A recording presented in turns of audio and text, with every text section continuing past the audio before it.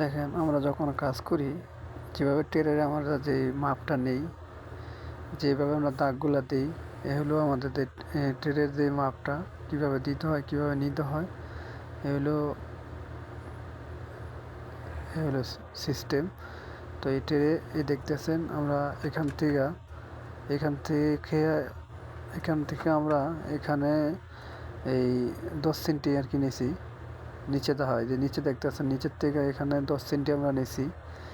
তো 10 সেন্টি নেওয়ার পরে এই উপর দিকে দুটো দাগ দিচ্ছি, এখান থেকে এখানে নিচে 2, এখানে নিচে 2। অনেকে আবার আড়াই নেয়, কেউ 2 নেয়, কেউ 1.5 নেয়, তো ট্রে বুঝছে আর কি। তো ধরেন এখানে থেকে এখানে নিচে 2, এখানে হলো 2, 4 সেন্টি। 4 সেন্টির জন্য সাইড থেকে সামনে, এখান থেকে আমার সামনে 10 সেন্টি, এটার থেকে এটা আবার 10 সেন্টি নিছি, এখান থেকে এখানে 10 সেন্টি।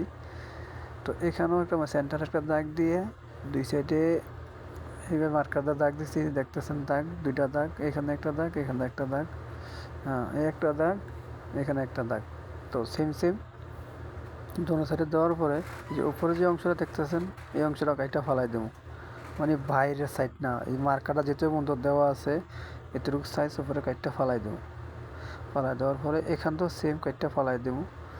তো ফালাই দেওয়ার পরে আপনার অটোমেটিক মনে করেন যে এই 90টা হয়ে যাইব।